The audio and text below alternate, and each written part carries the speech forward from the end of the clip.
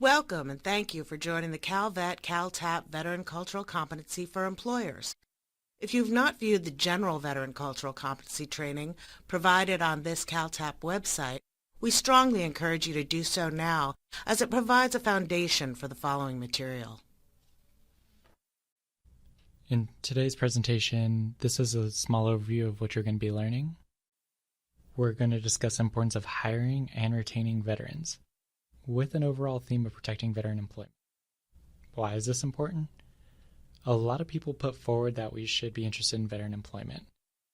Usually the arguments they use are something along the lines of civic duty or patriotism, and while these are fine reasons, it fails to encompass how great veterans are as employees and how they can thrive in the workplace when given the opportunity to do so. We're going to do a summary of this. We're going to go into education. We're going to go into a variety of things to talk about veterans as employees. Hiring veterans isn't as easy as marketing or putting up a job poster. Anyone can create recruiting material that they think appeals to veterans, but that doesn't equate to hiring numbers. A good starting point to actually recruiting veterans is becoming competent on the culture of veterans, establishing relationships with veteran service providers, and making places for direct outreach. You may not find veterans at your usual spots where you would hope to hire people, but going to a veteran resource center, for example, at college or university is a lot more direct. The same goes with making connections at a local vet center rather than an employment center. The reason that tends to be is because veterans don't necessarily self-disclose, or they aren't trying to look to garner any favors simply by being veterans. So in order to create kind of a direct outreach, is you want to go to places where there are actual veteran communities. That's the job of vet centers, is to be embedded within the community and being able to develop those relationships already, so they're a great network for you to expand out from.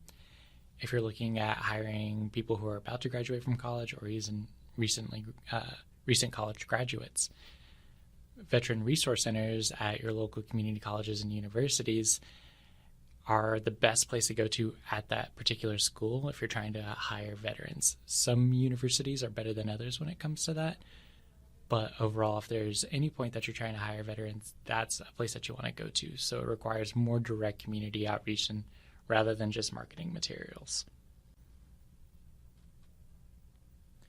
When we talk about employing veterans, we have to recognize that when it comes to recently separated veterans, one of the things that they're actively seeking is getting a job right out of the military. Why? Well, when we think about it, yes, they're transitioning from a military culture into a civilian culture, but they're also transitioning professional careers. They're transitioning lives. One of those stabilizing factors is finding a job as a civilian. They could go straight into college if they have the education benefits, but that's not entirely what veterans want to do or something that they're really eager to jump into. Keep in mind, they've been in a pretty rigorous institution for a few years, so maybe they want to enjoy being civilian for a little bit, or having that flexibility to try and find themselves before they set themselves on an educational path.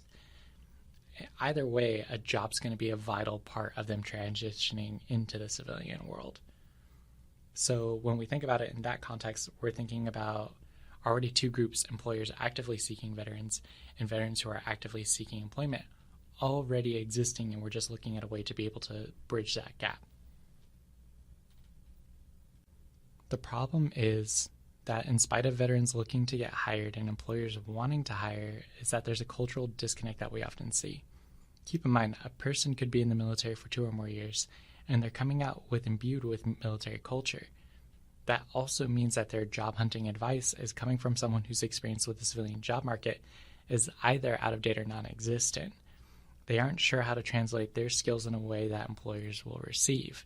So even if an employer does get a resume, sees that they are prior military, they aren't necessarily sure about the summaries of being in the military match up with whatever job description they might have. This is kind of a 2-level communication issue, in the sense that the military needs to do better to train separated service members into going out and actively doing the job hunt themselves and being able to craft resumes that can work in this environment. And employers also need to have a better understanding of military culture, so that way they can look at a person's military experience and sees how it integrates within their workplace. With that in mind, and really going into the nitty-gritty of hiring veterans, we're talking about moving beyond the cliches. We're going to discuss the hard skills and soft skills of a veteran. On hard skills, there's a host of skills that we can really discuss about, yet we're going to try and broadly summarize them. Keep in mind this is difficult because the military and its occupational specialties are really broad. When we think of military, oftentimes we're thinking of combat or we're thinking of things directly engaged in that, but the vast majority of what the military does is logistical and support network. So underneath that umbrella alone, there's hundreds of jobs that can really fit underneath what the military is and what it does. Two veterans can have vastly different work experiences even though they have very similar backgrounds. And we're going to try and keep that in focus. In the military, for example, you learn how to learn and you learn how to be versatile. We have a universal set of transferable skills when it comes to our time in service, such as documentation and organization. And we have advanced technical training that we're really going to go into a lot later. We're trained to handle discontinuous environments in a way that you don't see in the civilian world, occupied with resiliency training. Systematic planning and organization is kind of almost a given. When we think about the level of depth that is within the military in terms of organization, usually you don't see that kind of regimentation within a civilian environment, and being able to operate in that way and deal with those formal hierarchies. Client customer service skills might kind of seem like a funny one, but in reality, the military is a massive employer within the United States, and there's a lot of capacities where we're working specifically with people who, even though they may not necessarily be customers or our customers, that interaction can characterized as a customer service reaction, and especially even within the military and amongst our own ranks, and being able to appropriately respond and communicate with people, especially on a number of topics and a number of stressful interactions, especially if we think how stressful customer service can be. And the ability to work under pressure also kind of goes into attachment with that. The military teaches you how to operate under pressure, and it teaches you how to thrive under pressure in a way that college or other civilian work environments might not necessarily teach you. Going onto the soft skills of a veteran.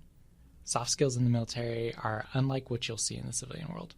In high school and in college, we've all had to experience a handful of group projects that was supposed to develop some degree of teamwork. And we can think of also, extracurricular activities as a way of developing teamwork. Sports is a really great one to kind of highlight that. But the reality is that soft skill development comes from a variety of experiences to build upon. And as a service member, you work in such an environment that you develop that in a more intimate, more meaningful, broader way than you would normally see within the civilian environment. I usually ask employers, for example, how many of you are training those under you to replace you? I've never had a civilian raise their hand. And when we think about it in the context of teamwork and leadership in the military, you are training to be replaced. So it doesn't matter necessarily what level of leadership that you're at. You are training those who are directly under you to eventually replace you. Sometimes this serves a practical purpose, especially if we're thinking of infantry, and let's say a leader gets wounded, you need somebody who's able to step up and operate in that capacity. But no matter your military occupational specialty in the military, that's something that you're building up. That's something that you're actively working. Every person, even if they never serve in a formal leadership position, is being trained to be able to teach their team, being able to take care of their team and operate their team. So when you're coming out of the military, you are genuinely coming out with team building skills, with leadership skills that you're not necessarily seeing in the civilian environment, because you don't see that same kind of mentality within the civilian environment in a lot of workplaces. That also lends itself to organizational commitment. And we also see it in self-direction. A lot of these things go hand in hand and develop a unique set of soft skills that make a veteran really, really stand out compared to a lot of their civilian counterparts. The military in many ways is a first person's also cross-cultural experience, especially if we're talking about taking people who may have come from a rural background or anything like that. They, may have never really seen the world before they joined the military. And having joined the military in itself, you experience so many different cultures, and you're operating with them, and you're developing with so many different backgrounds. And then the same happens when you go abroad and you're working abroad in a variety of different capacities, and you're doing this in order to achieve a bunch of different objectives. What we're seeing here, and we're looking at all these different points, is we're talking about individuals being built up to be assertive, to be able to thrive, to be able to adapt, to be able to work in any number of teams, and being able to really, you take that veteran, you put them in a position where you need them to function. Even if they don't have that necessary technical expertise, they have the soft skills to be able to make up for that, or to be able to put them on equal footing. Now you add those soft skills with that actual technical expertise, and you're getting somebody who's going to be excelling within that particular field. With talking about technical expertise, we can now go and talk about military education and really go in depth about that. Anyone visualizing basic training is probably taken by stories told by veterans about it, or what we've seen in cinema as this harrowing, rough experience. It is for the most part, and let's talk about why. You're coming into the service anywhere from 17 to early 20s, and the military has to take you, deconstruct you, and reconstruct you in a way that makes you a highly functional part of the military. How else do you turn an 18-year-old into someone capable of saving lives as a medic or dealing with critical military intelligence? It isn't just about education in itself. It's about creating responsibility, discipline, and drive. That's what we develop in basic training, where the military decides if we are fit for service before proceeding to respective specialties. Personally, I remember my own time in basic training, and I want to say it was probably about week 7 in, I wrote a letter to my mother, and she was a single parent having raised us. And I just remember writing, I was apologizing basically that I didn't understand what hard work was before I joined the military. I didn't understand what it really meant to struggle and to deal with all these challenges. And I felt bad because now I could see that what she had to go through as an adult, but I didn't quite understand it until, here I am basic training at age 19. And I think that is an emphasis on the critical nature of basic training and how it develops and reconstructs people. When we step away from basic training and we talk about going into the respective specialties, these are schools like Advanced Individual Training, which we refer to as AIT for short. And this is where service members are trained to their chosen military occupational specialty. These schools aren't necessarily like colleges where you take a few classes a week over a few years' time in order to start work. The military is aiming to train you as fast as it can while meeting a lot of the standards that your work week is your school week. 8 hours a day, 5 days a week, you're training for your job. And this can go anywhere from 2 months to 2 years. It's intense. Even when this is done, the training never stops. And whenever you aren't performing your specific job, you're learning more about it over the course of your military career. So what we're talking about is we're talking about a person who has all these developments of soft skills, all this built up in order to be able just to be a good service member. And then we train them into a very intense specialty school with the intent to immediately put them out into their job to be able to hit the ground running, so to say. And then continuing that education from there. There's not one point where your education necessarily stops. You're rehashing stuff that you know over and over again until that becomes a muscle reflex. So if you're taking a service member and they're going into the civilian equivalent outside of the military, that person has as advanced technical training and all the soft skills necessary for that job if they choose to pursue that career. There's a lot of times where people may not necessarily want to pursue that career when they leave service, yet they still have a whole host of skills that are kind of ingrained with them that can find utility within whatever job they end up coming across when they leave. Here's a few examples of jobs within the military, what you learn in their respective training times. Here we have a medical laboratory specialist, a cyber operations specialist, and a public affairs and mass communication specialist. When we look at their respective duties and we look about kind of how intense that they get, we're talking about one has a year of advanced individual training that includes actual practice testing on specimens. We've got 11 months of advanced individual training.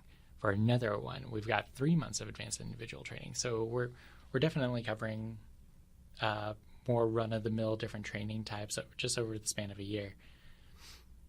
And then look at all of these duties that they're expected to do as a result of that training. What they're able to critically what they're able to critically achieve when they come out of that advanced individual training. It's not that they're necessarily going to be perfect when they come out of AIT and they're going to get more refined with their work experience. But by the time this service member is coming out and they're transitioning to the civilian world and looking for civilian jobs, this is something that they have been dedicatedly doing for years by that point and have ingrained within them by that point. When we think about skill translations, here's a few other jobs that we can reference and see their counterparts. So again, here we have cryptology linguists, we have multimedia illustrators, we have naval air crewman avionics. And so sometimes the military definitely likes to use larger than necessary titles, but sometimes we can directly connect them. So when we think of multimedia illustrators, we're thinking of graphic designers for its civilian equivalent. Cryptology linguists, that is a little bit broader, but it works when we think about marketing communications, security intelligence, and analysis. Naval air crewman avionics, that's a whole breadth of things, but we can think them as working in electronics, about being able to deal with different electrical designs, maintenance, repairing, etc. They're very much a handy group. So these are a few ideas of when it comes to skill translations. And with that, you can use a thing such as a skill translation tool. This one's great if you're just looking for a broad general reference. I'm going to advise, though, if you have veterans who are on staff or if you're connected to a veteran center, I would go and I would have a conversation with them about maybe, obviously you don't necessarily have to talk about a specific person's resume, but if there are things that you are seeing on military resumes, or if you're seeing that there's certain military occupational specialties that are consistently coming up maybe in your line of work, and you're wondering what's the best way to understand that, it's definitely better to talk to a veteran or go to a vet center to get a more meaningful understanding of what that person might have done in their career or what that military occupational specialty is really about. And later down the line, we're going to talk about veteran affinity groups, but those are also fantastic ways of being able to incorporate veterans that you currently have on staff in meaningful ways to hire more veterans. We've talked about military training in the sense of advanced individual training, basic training, and then kind of on-the-job training, but this is also types of post-military training. Broadly, the most well-known and popular one is the post-9/11 GI Bill, and this can cover a whole host of post-military trainings.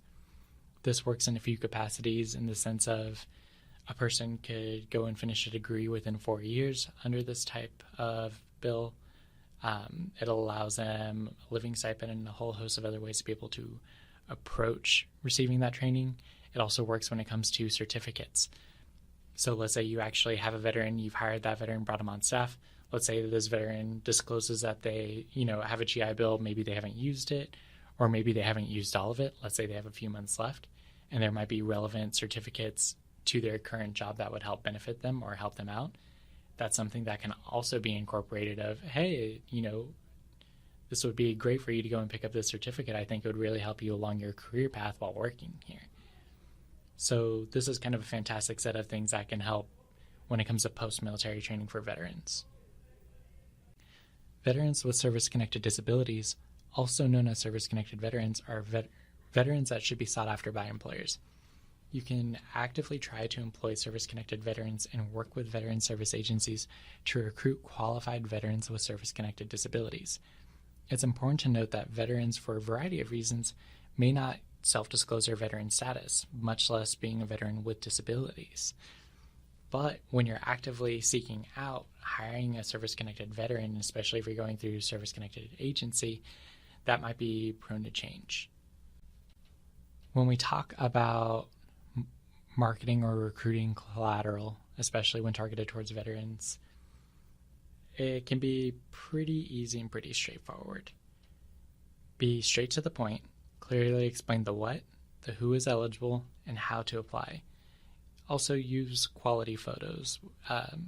We're going to go a bit into the don'ts now, actually, to explain why.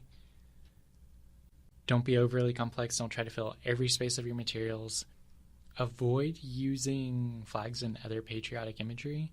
Now, this kind of relates to when we talk about cheesy photos, is that it's not necessarily bad or anything to have patriotic imagery in your marketing materials. The only problem is that sometimes it can be off-putting because it comes off as a bit try-hard. So it's just our general recommendation that you don't necessarily need to do that or worry yourself about that. Just, put meaningful imagery in there. Don't worry about necessarily trying to appeal what you might think is a veteran stereotype. Also, rather than using the term female or male, if you're going to use gender-specific stuff, it's preferred to use woman or man.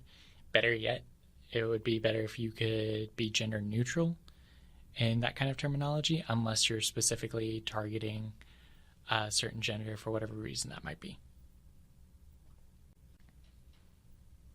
There are community-based organizations that can assist you with hiring and retaining veterans.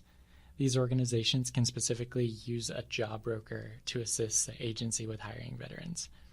They can also assist in providing on-the-job trainings. So if you are a group that has a bunch of veterans hired, or you're also hiring veterans, it would behoove you to get in touch with vet centers. See if they can get you in touch with veteran employment specialists that can help see about either connecting on-the-job training or even bringing on-the-job training as a part of recruiting veterans into your workplace. Hiring recently separated veterans means you can potentially receive tax credits through the Vow to Hire Heroes Act. The Returning Heroes tax credit is a tax credit that basically incentivizes firms to hire unemployed veterans.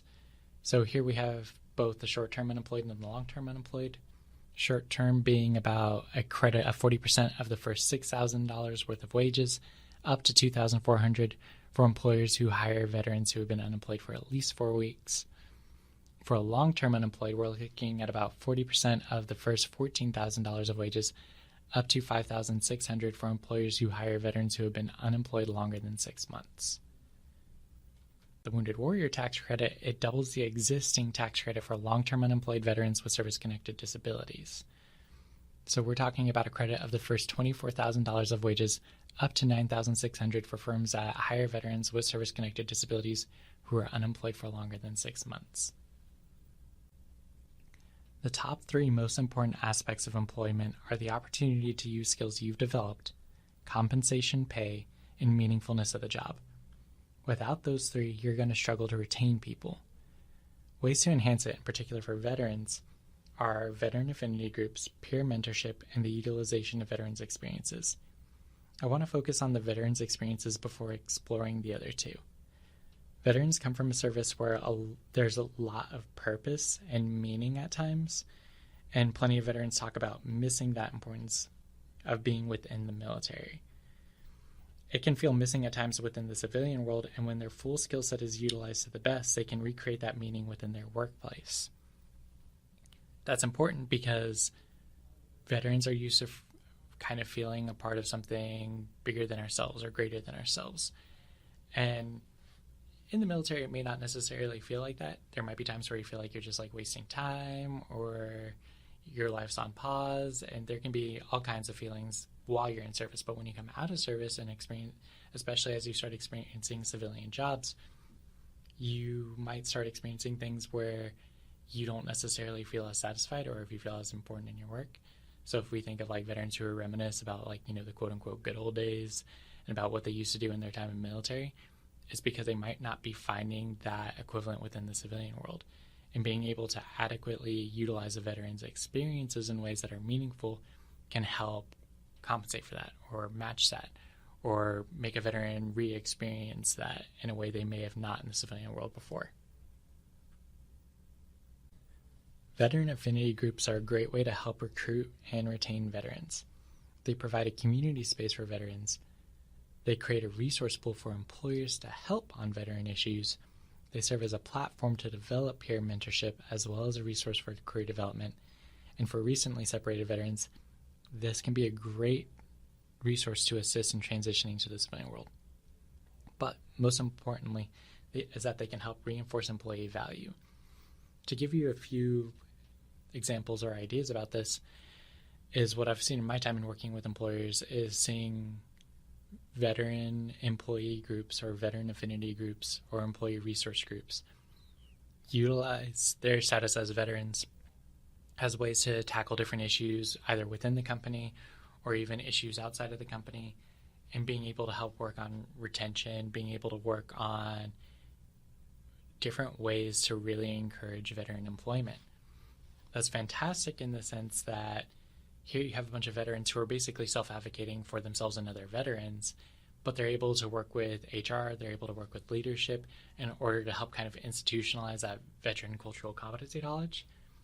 But additionally, you also see instances, for example, one group in particular that I recall seeing was this veteran employee resource group that was able to help get military spouses hired at their current job because they were realizing that there was a lot of issues with military spouses being able to successfully get jobs during time in service because, they're moving from base to base a lot and a whole host of other stuff. But by having that cultural competency within, explaining why that's an issue, they're able to help service members who are currently serving and their families, which really, if you're doing that, you're essentially taking care of veterans way beforehand. And you're tackling issues that are more at the root. So overall, they're just a really fantastic utility to be able to address a bunch of other issues. And it also kind of works the same way when it comes to recruiting. Sometimes we'll get employers who are like, hey, I don't have any veterans on staff that I know of, and we're having difficulties hiring veterans. But then at the same time, you could see an equivalent group or maybe another branch of that group that has a bunch of veterans and that has a veteran resource group that's already on staff. And they have a great time when it comes to hiring veterans, but that's because they already have that culture and they have that military network that's already in there. And they're able to do a lot of different things, come up with a lot of different ideas in order to be able to help bring more veterans into the company and stay within the company. It's a unique way to address a lot of different issues while creating a thriving community space. Mentorship is another one. When we talk about mentorship, although we talk about peer mentoring, we're also going to talk about civilian mentoring and the importance of that. Peer mentoring is great in the sense that you have a veteran who has been working there for a while and can connect on a more in-depth basis with recently hired veterans. They can help bridge the military cultural divide and connect them to veteran-specific resources. However, civilian mentoring can be great by having a go-to person that isn't military for informal education about the workplace. Veterans are used to working in an environment where they have to have go-to people in order to learn about a variety of things, whether professional formalities or skills. And sometimes being in a workplace without a designated instructor can be off-putting initially. Mentorship addresses that. So let's say you have a recently separated veteran, they're paired up with a civilian mentor. There might be an issue or a concern that they have, but they aren't sure how to bring it up the civilian chain of command, or if it's something that they should tackle on their own, or if they have really any concerns about the formalities that come within civilian organizations. Just having that civilian mentor that they can go to and be like, hey, I'm concerned about this, can I talk to you about that? And having that person explain can be a fundamental booster when it comes to bringing that veteran on and helping retain that veteran. Here's a checklist that serves as a great way to reflect on your organization to see what you're currently capable of, what you can strive for, and what you can improve upon. It's just a handy checklist that you can kind of go down, that you can reflect back on, that you can look at your organization and kind of have its own standards to judge by. Again, this is also great in context with actually working with veterans within your own organization, because you might have an idea of something that you meet on the checklist, but if you talk to a veteran employee, hey, what do you think about this? Do we match this up? They might have a different view on that.